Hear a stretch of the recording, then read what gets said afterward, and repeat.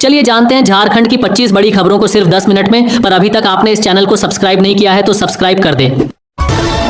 झारखंड के लगभग 50 लाख महिलाओं के बड़ी खुशखबरी, आज से 5000 मिलना शुरू। जिला लिस्ट जारी, 8 जिला में भेजा 2500 और 5000 कल से ही झारखंड के कई जिले में तेजी से महिलाओं के खाते में 2500 या RS 5000 करके भेजा जा रहा है। आप सभी अपना बैंक खाता चेक कीजिए। बोकारो जिला के जितने भी लाभार्थी हैं, सभी लाभार्थियों के खाते में पैसा ट्रांसफर की जा रही है। बोकारो जिला के लाभार्थियों के खाते में 5-5 हजार करके भेजी जा रही है। इसके साथ पूर्वी सिंहभूम जिले के महिलाओं को भी 2500 करके दिया गया। इसके साथ ही कई और जिले में इस योजना का पेमेंट भेजा जा रहा है। कल महिलाओं को 5000 के साथ में किसानों को 2000 करके भेजा गया।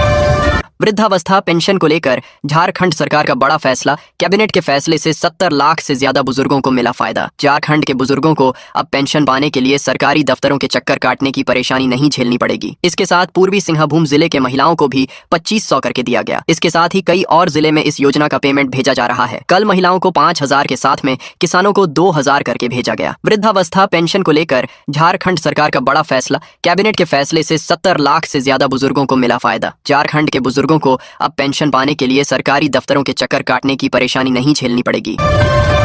सहारा निवेशकों के लिए खुशखबरी, अब मिलेगा 50,000 तक का रिफंड। देश भर में फैले लाखों सहारा निवेशकों के लिए आखिरकार राहत की खबर आई है। वर्षों से अपने निवेश की वापसी का इंतजार कर रहे लोगों के लिए यह एक सुखद संदेश लेकर आया है। केंद्र सरकार ने सर्वोच्च न्यायालय के निर्देशों का पालन करते हुए वर्ष 2025 में एक नवीन रिफंड व्यवस्था को लागू किया है। इस नई पहल के अंतर्गत विशेष रूप से छोटे निवेशकों को प्राथमिकता के आधार पर उनकी जमा धनराशि लौटाने की प्रक्रिया शुरू कर दी गई है। यह योजना मध्यम और निम्न मध्यम वर्गीय परिवारों के लिए विशेष रूप से महत्वपूर्ण है। झारखंड में अगले 48 घंटे मौसम का कहर, 17 जिलों के लिए ऑरेंज अलर्ट जारी। झारखंड में मौसम एक बार फिर करवट लेने जा रहा है। मौसम विभाग ने राज्य के कई हिस्सों में अगले 2 दिनों तक तेज आंधी, गर्द चमक और भारी बारिश की संभावना जताई है।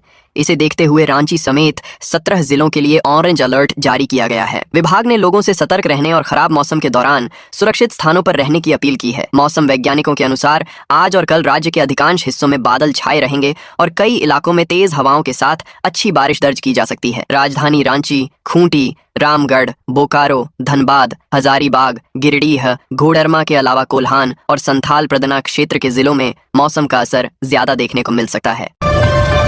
झारखंड में ई श्रम कार्ड धारकों को डीबीटी के जरिए सीधे 5000 भेजे जाएंगे, सरकार का बड़ा फैसला। झारखंड सरकार मुख्यमंत्री श्रमिक योजना के तहत असंगठित क्षेत्र के श्रमिकों और ई श्रम कार्ड धारकों को डीबीटी के माध्यम से सीधे 5000 की आर्थिक सहायता प्रदान कर रही है। इस योजना का लाभ 18 से 59 वर्ष के स्थायी निवासियों को मिलेगा जिनका पंजीयन 90 दिन पहले हो चुका हो। विस्तृत जानकारी के लिए श्रम समाधान पोर्टल या नजदीकी प्रज्ञा केंद्र पर जाएं। इस खबर के सामने आते ही लाखों श्रमिकों के बीच खुशी की लहर दौड़ गई है। माना जा रहा है कि यदि यह योजना लागू होती है तो असंगठित क्षेत्र में काम करने वाले मजदूरों और श्रमिक परिवारों को बड़ी राहत मिल सकती है। हालांकि सरकार की ओर से अभी तक इस संबंध में कोई आधिकारिक अधिसूचना या विस्तृत दिशा निर्देश जारी नहीं किए गए हैं। झारखंड की जेलों में योग का महासंगम, अंतर्राष्ट्रीय योग दिवस पर 25,000 बंदियों ने किया योग। अंतर्राष्ट्रीय योग दिवस के अवसर पर झारखंड की जेलों में योग का अनूठा अभियान देखने को मिला। जेल की सलाखों के पीछे रह रहे करीब 25,000 बंदियों ने सामूहिक योगाभ्यास कर स्वस्थ और तनाव मुक्त जीवन का संकल्प लिया। वहीं योग करने के बाद होठवार जेल के एक बंदी ने कहा कि 3 दिन योग कर लियो, दिमाग कर तनाव हट। गला बाबू उस बंदी की यह प्रतिक्रिया योग के सकारात्मक प्रभाव को दर्शाती है। अपने संबोधन में कुमारी रंजना अस्थाना ने कहा कि स्वस्थ शरीर में ही स्वस्थ मन और मस्तिष्क का विकास होता है। योग भारतीय संस्कृति की प्राचीन धरोहर है और शरीर को स्वस्थ रखने का सबसे प्रभावी माध्यम है। उन्होंने बताया कि अंतर्राष्ट्रीय योग दिवस के अवसर पर राज्य के विभिन्न वृद्धाश्रमों, प्रोबेशन होम और शेल्टर होम में रह रहे लोगों ने भी वर्चुअल माध्यम से जुड़कर योगाभ्यास किया।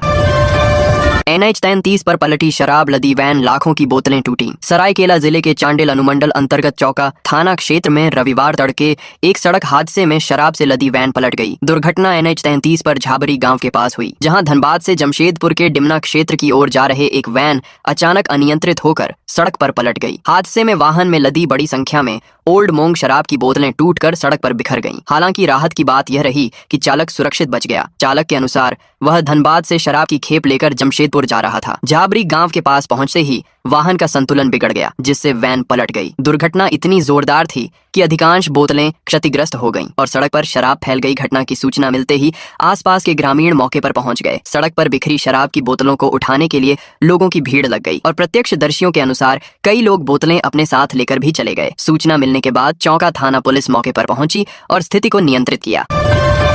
पुलिस व पीएलएफआई उग्रवादी के बीच मुठभेड़। नक्सली श्रवण दास घायल। कुटी जिले में आज रविवार सुबह पुलिस और पीएलएफआई के एक उग्रवादी के बीच मुठभेड़ की घटना सामने आई है। यह घटना कर्रा जरियागढ़ सीमा क्षेत्र के जंगलों में हुई। घायल उग्रवादी की पहचान पीएलएफआई कमांडर श्रवण दास के रूप में हुई है। उसे इलाज के लिए रिम्स भेज दिया गया है। जानकारी के अनुसार श्रवण दास पर फायरिंग, वाहनों में आगजनी और ठेकेदारों से लेवी वसूली जैसे मामलों में संलिप्त होने का आरोप है। पूछताछ के दौरान उसने जरियागढ़ इलाके में हथियार छिपाकर रखने की जानकारी दी थी। इसके बाद पुलिस की एक टीम उसे हथियार बरामदगी के लिए घटना स्थल पर लेकर गई। इसी दौरान श्रवण दास ने कथित तौर पर एक पुलिसकर्मी का हथियार छीन लिया और जंगल की ओर भागने का प्रयास करते हुए फायरिंग शुरू कर दी। जवाब में पुलिस ने आत्मरक्षा में कार्रवाई की, जिससे उसके पैर में गोली लग गई।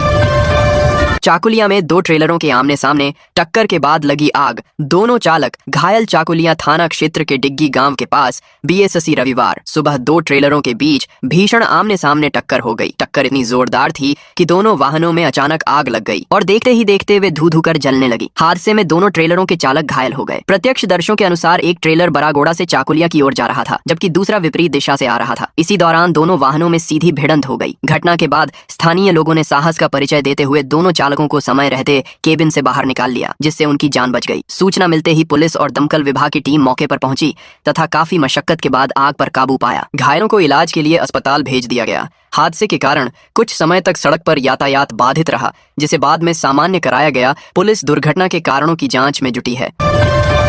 स्वस्थ व संतुलित जीवन का सशक्त माध्यम है योग। राज्यपाल अंतर्राष्ट्रीय योग दिवस पर आज राजधानी रांची के लोक भवन के बिरसा मंडप में सामूहिक योगाभ्यास का आयोजन किया गया। कार्यक्रम में झारखंड के राज्यपाल संतोष कुमार गंगवार भी शरीक हुए और उन्होंने योगाभ्यास भी किया। लोक भवन के अधिकारियों व कर्मियों के साथ स्कूली बच्चों ने भी योगाभ्यास में भाग लिया। कुल 253 लोगों ने सामूहिक योग किया। राज्यपाल ने अपने संबोधन में कहा कि योग संपूर्ण विश्व के लिए भारत का अनुपम उपहार है। यह केवल शारीरिक व्यायाम नहीं, बल्कि स्वस्थ, संतुलित और सार्थक जीवन जीने की समग्र पद्धति है। योग शरीर, मन और आत्मा के बीच सामंजस्य स्थापित कर व्यक्ति को आत्मानुशासन, सकारात्मक सोच और आंतरिक शांति की ओर अग्रसर करता है।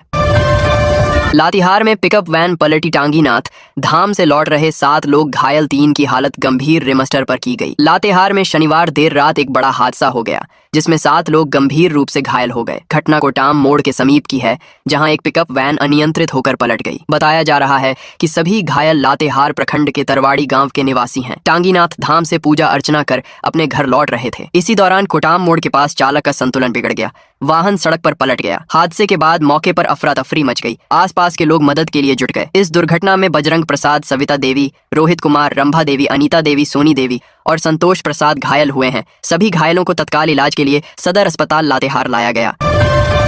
शिबू सोरेन को 23 को मिलेगा पद्म भूषण सम्मान। सीएम हेमंत ग्रहण करेंगे। झामू के संस्थापक और झारखंड के पूर्व मुख्यमंत्री शिबू सोरेन को 23 जून को मरणोपरांत पद्म भूषण सम्मान से नवाजा जाएगा। नई दिल्ली में मंगलवार की शाम 5 बजे आयोजित अलंकरण समारोह में राष्ट्रपति द्रौपदी मुर्मू उन्हें सम्मानित करेंगी। गुरुजी के पुत्र और झारखंड के मुख्यमंत्री हेमंत सोरेन यह सम्मान ग्रहण करेंगे। समारोह में क्रिकेटर रोहित शर्मा, टेनिस के दिग्गज खिलाड़ी विजय अमृतराज